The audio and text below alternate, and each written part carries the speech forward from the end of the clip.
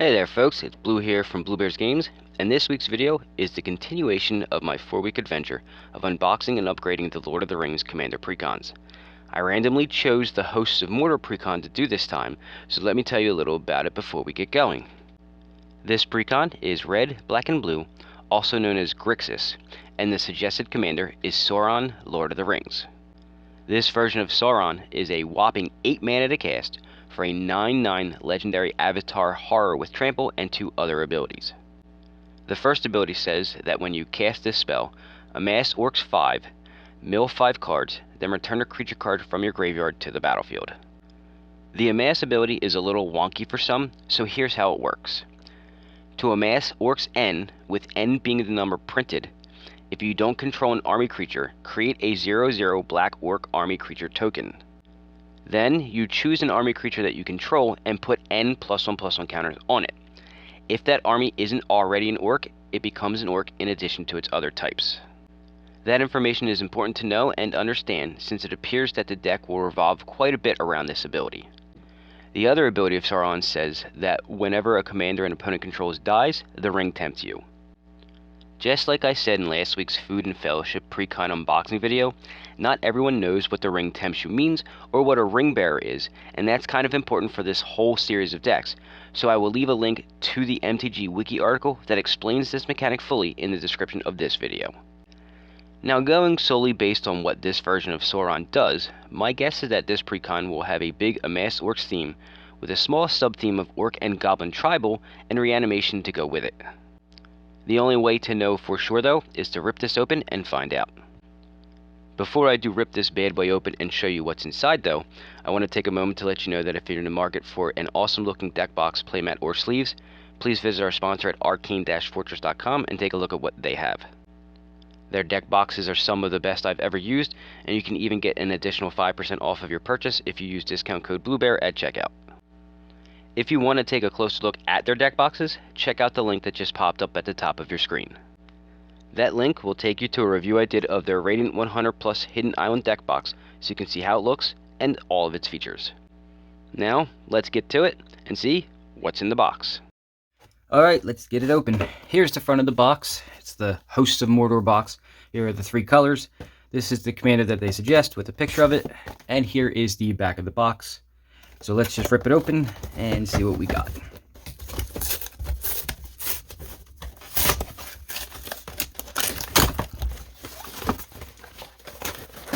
Alright, let's see here. So here is all the content that comes in it. So the deck, the pack, the box for the deck. Looks like the collector's pack. Alright, so the front packaging has counters on it. So the +1/+1 counters, a swirly, I don't know what that is. Maybe I'm not remembering it. Then we've got these useless things that I have no idea what to do with. Here's the box. Let me construct it for you and show you what it looks like. So we got the Planeswalker symbol on the front. They started doing a lot of generic boxes. The 3 colors of the deck are on the 2 sides. The back has that on there, and then the bottom is just whatever. So that's what the box looks like. The life wheel is generic as well. The insert, which has Sauron on one side, Saruman on the other. Not side, but on top and bottom. And then the extra commander rules. So that's what the insert looks like. Kind of sad that they didn't turn those into posters.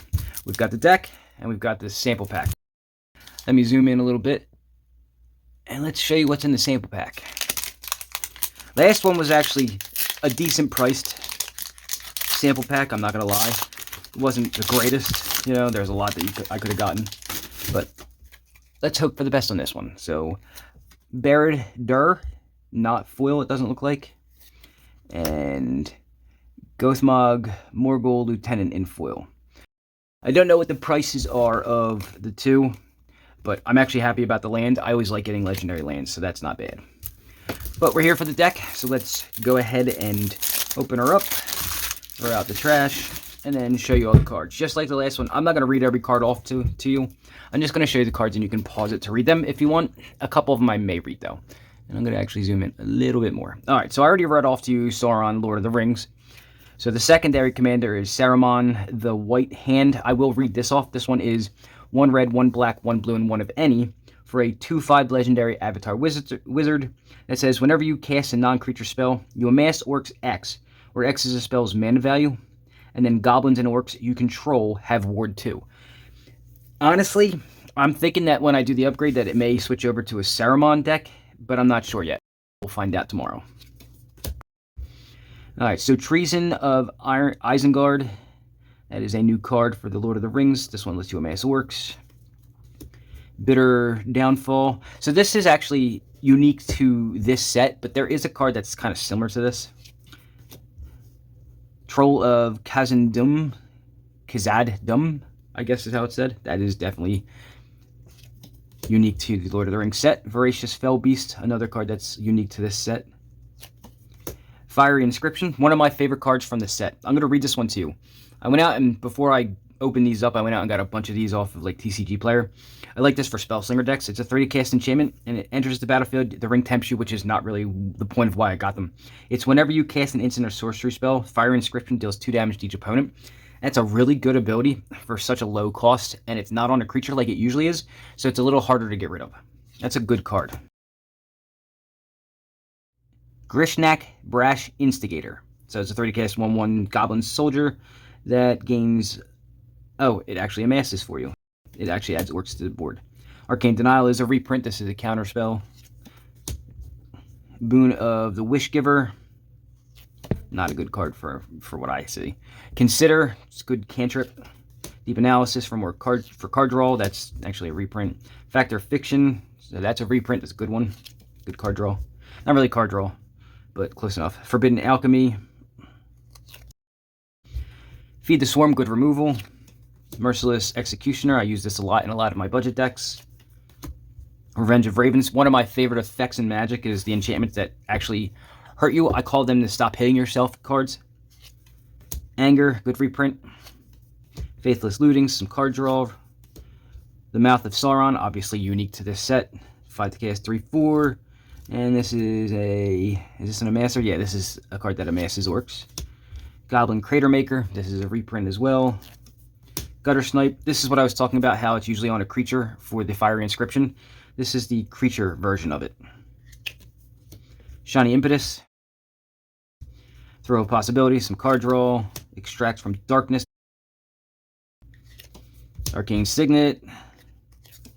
Basalt Monolith is a shocking reprint in a commander set. I'm actually just surprised that they didn't include the other half of a combo to make this infinite mana, but that's a really good addition for a mana rock. Commander Sphere, Everflowing Chalice, which is kind of an unusual inclusion to me because there is no like proliferate effects in this deck, so I'm not really sure I understand that one. I know that the commander and all the rest of the cards are pretty high mana value, but like I don't understand why that's in there. Mind Stone, Corsair of Umbar, so it's a human pirate. Monstrosity of the Lake. Subjugate the Hobbits. That's actually a good card. I like this card. Shelob Dreadweaver. So it's a 4 to cast 3/3. It's the other version of Shelob. I'm a big fan of the other version. This one's good. It's just not commander worthy. Like, not to be in commander decks, but the general of its commander deck. Because it would be a mono black deck. The other Shelob is better. Cavern Horde Dragon. Orcish Siege Master. Rampaging War Mammoth. The Balrog of Moria. Look at that casting cost. It's 7 to cast for an 8/8 trample haste. When it dies, you may exile it, and if you do, each opponent exiles up to 1 target creature that player controls, and it cycles. And then when you cycle it, you create 2 treasure tokens. So there's a lot of stuff going on with this card. That's actually a pretty good version of Balrog. Grima, Saruman's Footman. Oh, this is the card that's kind of similar to another card that's black and blue that gives hit counters to creatures and you can win the game. It's similar, not exact. In the Darkness, Bind Them. So this one has 3 stages where you do the same thing, and then it has the final stage. It's actually not a horrible version of a saga. Endless Gaze. Lord of the Nazgul. This is actually one of the more fun cards that I want to actually build around. It's a 5 to cast 4/3 with flying. It has race you control, gain protection from ring bearers, and then whenever you cast an instant or sorcery spell, you create a 3/3 black wraith creature token with menace. Then if you control 9 or more wraiths. Wraiths you control have power and toughness 9 until end of turn. I like this card a lot, and I'd like to build around it, but I need more copies. I want to keep this for myself. Moria Scavengers. It's a 3 to cast, 1/4 Death Touching Haste, and has an ability that you can loot and then amass. Summons of Saruman. You can read that. It's got the ability to mill cards, then you cast cards from the milled cards, and then you can flash it back. Too Greedily, Too Deep, which I am going to admit to you that I've only seen the Lord of the Rings movies a handful of times, so I don't get the reference. It's a 7 to cast, put a creature from a graveyard onto the battlefield. It's actually not bad. Wake the Dragon. Relic of Sauron. This one's actually a pretty cool, different way of doing a mana rock. So it's 4 to cast, which is not great, but it doesn't come into play tapped, and then you can tap it to add a combination of blue, black, and or red. 2 of them. So you can do either blue and black, blue and red, or black and red. And then you can also pay 3 and tap it to draw 2 cards and then discard a card. So that's actually not a bad mana rock. It's definitely not top tier, but it's not bad. The Black Gate. Well, I love when they add new gates. Decree of Pain. This is a reprint. It cycles, and then you can give creatures -2/-2, or you can destroy all creatures depending on what you do with it. Languish gives all creatures -4/-4. Living Death is a great reprint, and I'm super happy that they did. I needed a copy for myself, so I now have one.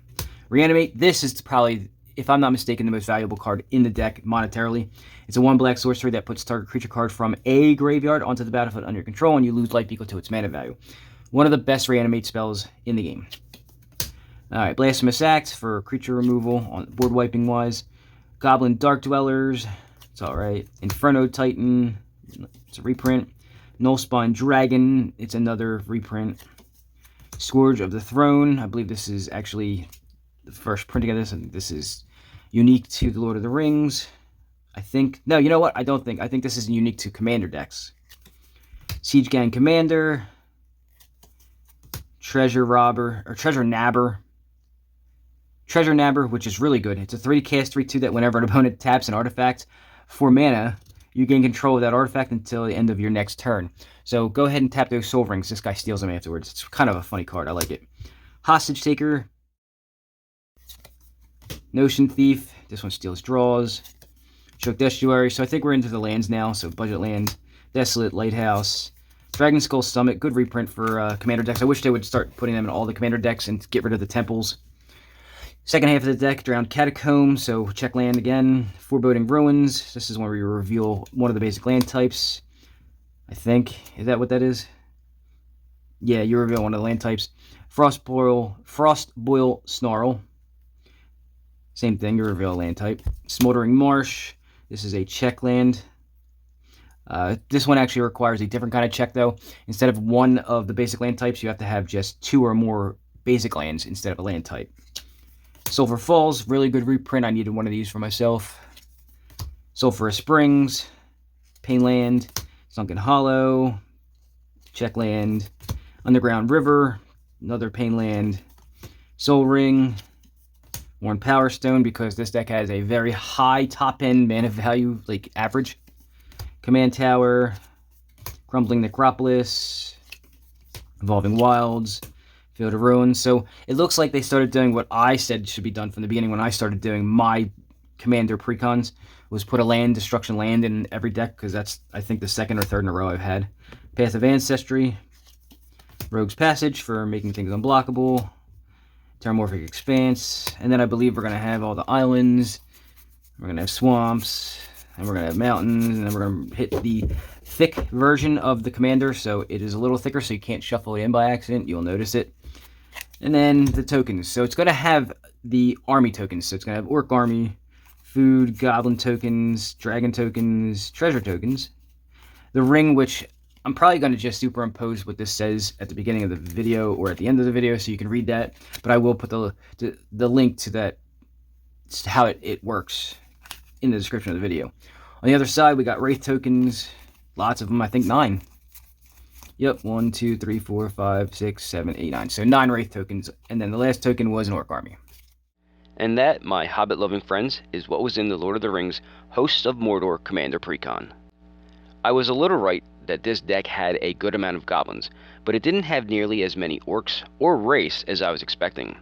The small graveyard recursion theme, in my opinion, seems a little forced and out of place in this build. I'm also a little confused as to why Sauron was a suggested commander and Saruman the White Hand was the secondary commander, when clearly this deck seems to be built more around Saruman. Sauron may be big and have more name recognition to helm a deck, but this version of Sauron is actually pretty bad compared to the other version of the same colors. The mana cost is too high, and the abilities seem rather irrelevant for the rest of the build. That all leads me to tell you that for tomorrow's upgrade guide of this precon, it will be done with Saruman as the commander instead of Sauron. This one change alone should help improve this deck a ton, so please be sure to join me for that tomorrow. And that's all I've got for you today. Thank you for watching, and if you could, please do me the favor of giving the video a like, subscribing to the channel if you haven't done so yet, sharing this out to anyone you think would enjoy it, and visiting our sponsor at arcane-fortress.com and using discount code BLUEBEAR for an additional 5% off of your order if you decide to purchase anything from them. Now go and watch some of my many other videos, then I will see you tomorrow for the upgrade guide.